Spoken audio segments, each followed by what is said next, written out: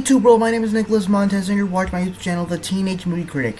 And today is the last day of 2025, and that means it's also time to do another top 10 end of the year list, with this time being my top 10 favorite films that came out in 2025. We already did the first time watches list, now we're doing the films that were released in 2025. With that said, let's go ahead and get started. I have to help my family! Cannonball!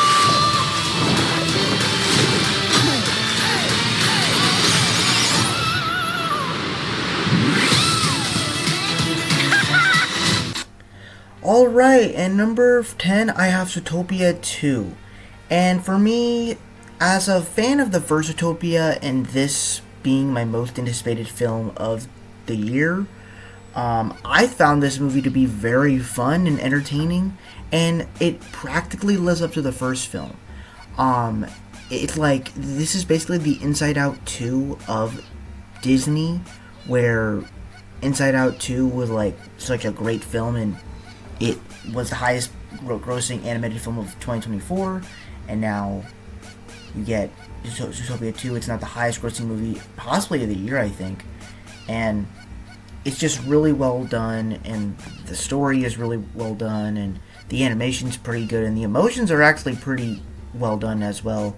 So honestly, it's a movie that I just had a lot of fun, and honestly, this probably completed my dream for finally going to be able to see a Disney movie during during Thanksgiving break, as Disney movies are always known for coming out during spring break, during Thanksgiving break, and I just loved it so much, and I appreciated going to this movie and basically dressing up with my mom and sister in Disney clothing. That was very fun.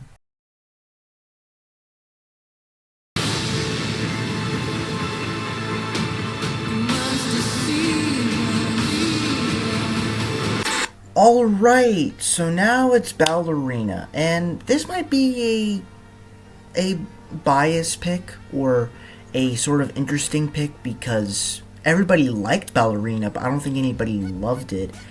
For me, it is one of the few movies this year that has stuck with me. I remember hearing about this film being a spin-off to John Wick, and I'm like, oh, okay. I like the John Wick movies. I mean, I do love them. I respect them, but I just think the way the action is done in those movies, I'm not the biggest fan of it. This one, however, I just think delivered on everything. That, of course, it's well choreographed. It feels like a John Wick movie, but what makes it so much more awesome is the fact that it's a John Wick movie where the action gets to be cheated. It's not just this guy gets to do all this stuff, but at the same time, like the John Wick films, every action set piece gets to have something memorable, like the plates, the bombs, the ice skates. Like, everything about it just works really well. Even just regular fight scenes where they're just punchy, kicking, and gun fooing, all that stuff still works in the film. But even the unique action set pieces still work too. As for the story, it's pretty simple, but you don't really need a complex story for this. And Ana de Armas, she's both beautiful in this film, but she's also kind of badass too. And I absolutely loved this movie. And for me, I think it felt a little bit like I was watching one of those regular blockbusters instead of John Wick. But at the same time, it fit perfectly into the universe of John Wick, and basically making it like the rest of the other movies that I love. So, for me, I loved it.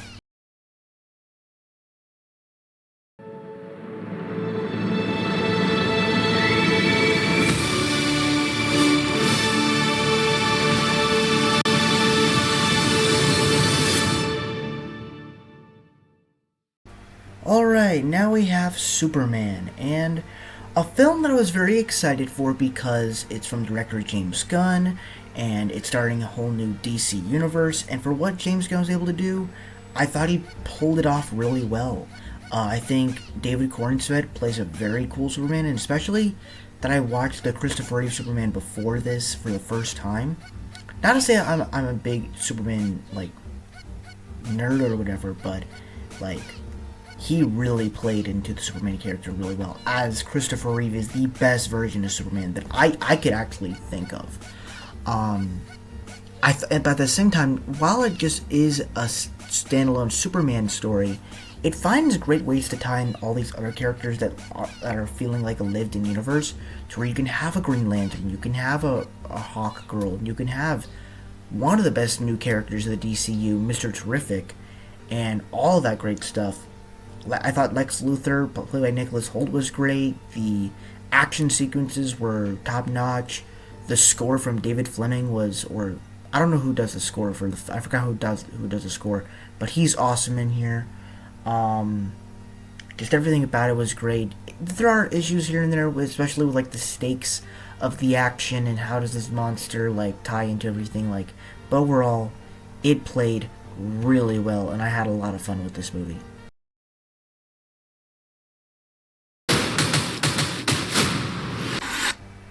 Alright, now it's time for One of Them Days. This was a film I saw not at the beginning of the year, but I saw a trailer for it, and I was like, this seems kind of interesting. It's Keke Palmer and SZA in her first film role, and while I did miss it in theaters, and I did miss it in my birthday month, I had a blast watching this at home on Netflix. I thought that, of course, Keke Palmer and SZA's chemistry was excellent, especially for SZA's first film role ever. This is great. They have great, and she has great chemistry with Keke. But also, what I really appreciated is, while it's very funny and these characters have great chemistry, something else I really enjoyed was the fact that it felt very similar to Friday, but it wasn't just repeating Friday. It was actually going out into this world and trying to get money as soon as possible. Now, you can say that some of this stuff and the way they do it is kind of unrealistic, because how on earth are you going to get blood? How on earth are you going to get blood taken out and then you're just kind of fine after you gain your color and you're going to do all this shit again, going on running chases and all that stuff? I'm like, how are you going to do all this? But at the same time, like, for an hour and 40-minute movie, it works and it's funny. It's got a bunch of great cast members and everything, but then at the same time, it's like, even at the complex that they're at, it makes it kind of heartfelt a little bit. And I'm like, it's not just mean, cruel. These characters are actually human, and some of them are actually kind of kind. And I feel like that's what my problem with Friday was, is that almost all the characters were just mean-spirited, and it's like, it was kind of like, it was funny, but I didn't like the mean-spiritedness that much. I prefer this one with the actual, like, they're dumb, they're stupid, but they actually do have some heart in it. So I appreciated this movie for that.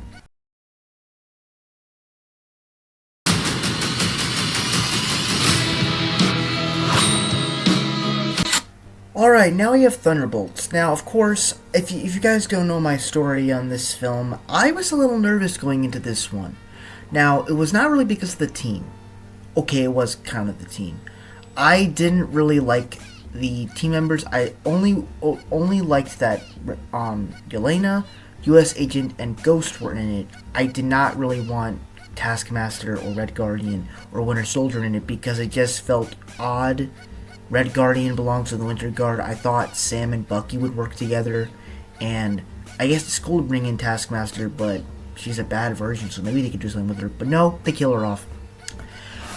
And then they're up against a powerful threat that's more powerful than them. Yeah, I just don't know how you're going to sell this movie. And they found a way to actually do that, to where not only did they tell a really good Marvel film that explores something different, where it actually explores mental health and why these characters are the way they are, and it's not doing what you expected. It's actually taking something that in some cases it might seem bad if it was like a Love and Thunder film, which in many cases Love and Thunder is very silly.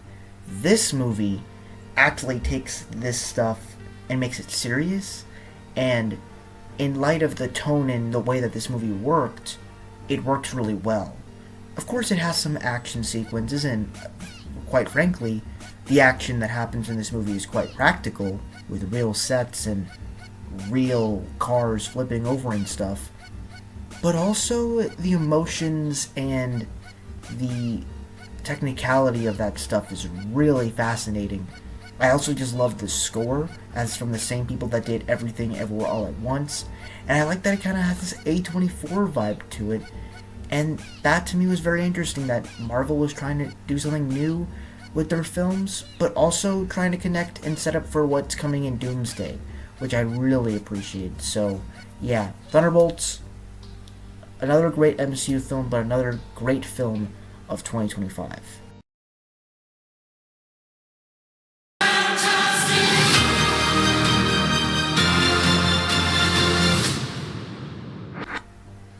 Alright, now let's talk about Fantastic Four, and this was probably one of the most anticipated films of 2025, as it was the first time they're bringing in the Fantastic Four in the MCU, except it's not really in the MCU, it's in an alternate universe set in the 1960s, in this futuristic 1960s. And honestly, I thought they delivered. As a person that I thought wasn't going to be able to do, how are they going to do a Fantastic Four movie, and what does it look like? Because, like, everybody hates on the 2015 one, and everybody somehow hates or dislikes the 2005, 2007 films. And I'm like, those movies are fine, like, but what exactly do you want from the Fantastic Four?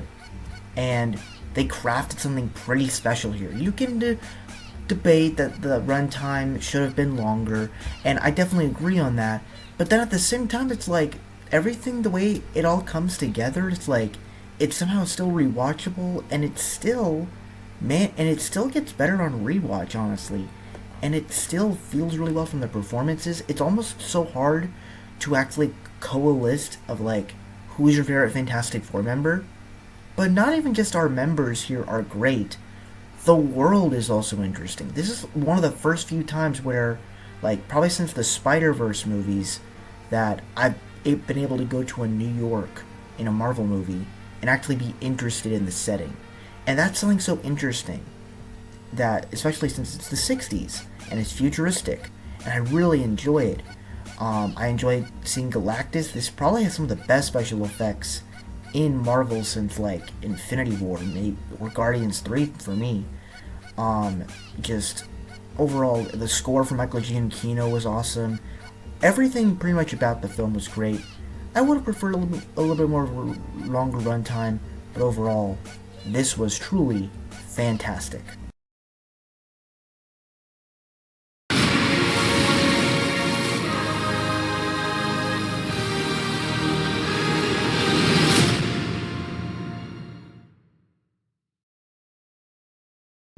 Alright, now we're talking about Avatar Fire and Ash, and finally, I can have a movie where I can understand what James Cameron is trying to do with the Avatar movies. Now, am I going to sit here and say that this movie's perfect? No. For a lot of these blockbusters and action films that I put on this list, I don't really think any of them are really perfect. Maybe Ballerina for the action spectacle of everything. Thunderbolts was good, and Fantastic Four was a spectacle, but more of a very interesting world. This movie, I think, just really took everything I loved about the Avatar franchise, and while it's not as good of a world-building film, what I truly loved about it was the fact that this one truly made you care about these characters, to where it was more darker, it was a lot more sexier, it was action-packed. This probably has some of the best action I've seen in an Avatar film since the first movie, because I liked some of the action in the second movie, but some of the characters kind of moved choppy, and I didn't really like that. I like the introduction to the fire people, even though I kind of wish they would have done more. I love how all our characters are kind of dealing with grief after the son died in the last movie, and I even kind of like that they're giving Korra a character arc in some way, and they're kind of developing him, and they're doing, like, they're able to balance all this stuff and still keep it interesting, and that was something I was really liking better than what they did in Way of Water. So yeah, this movie kind of gave me everything I loved for an Avatar movie.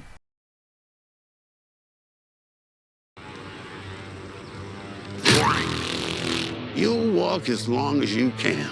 Warning! But sometimes the body won't listen. Warning! For some, your heart will stop. Warning! For others, your brain. Warning! And the blood will flow suddenly.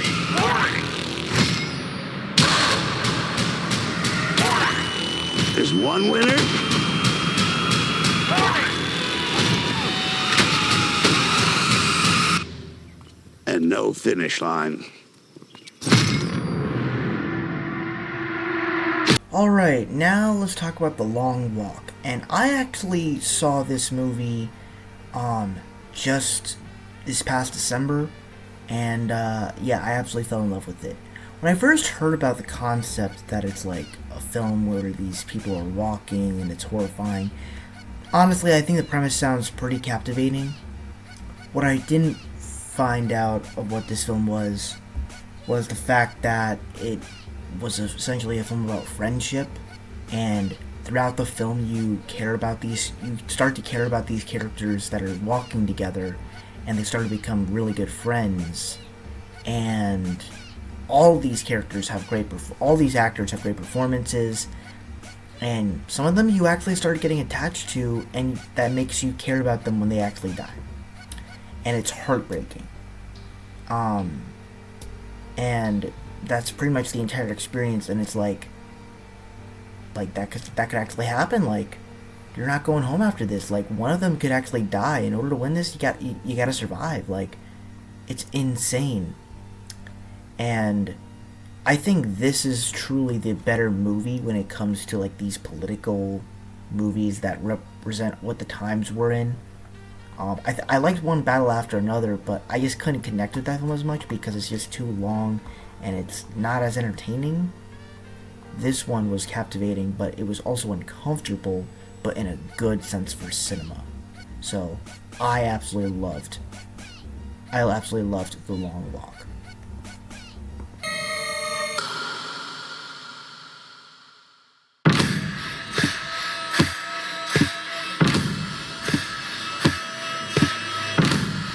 Matthew, where are you?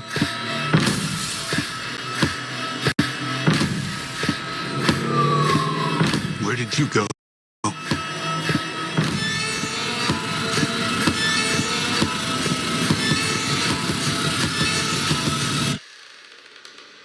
This is where the story really starts. Alright, now we have Weapons, and in my opinion, this is probably the horror movie that kind of truly got me into horror. I mean, I love another film that's on this list, which we'll talk about in a minute, but I feel like this was the true epic horror event of the year, where I heard about the movie, I kept seeing trailers about it all over, and I kept seeing that it got Rotten Tomatoes 100%. And I'm like, okay, if it's on 100% and it got released early, okay, I need to see this. And apparently it got released the same weekend as Freakier Friday, and so I decided, me and my sister were going to have 2 double nights for the end of the summer to go watch Freakier Friday and then go watch Weapons. And so we saw Weapons the second night, and it was such a great experience. Basically about this school and this classroom that basically every single kid does not come to school that day except one of the kids, and the story's like split up into chapters, but you're also focusing on different characters and you're exploring the mystery, and the way that they actually explore the mystery was really interesting. And Aunt Gladys is like a creepy gas character. All the characters here are well acted and stuff, and it's just it finds ways to be very creepy, but also manages to be a unique horror movie at the same time. This is a horror movie I want more of in cinema history. One day he's gonna follow you home.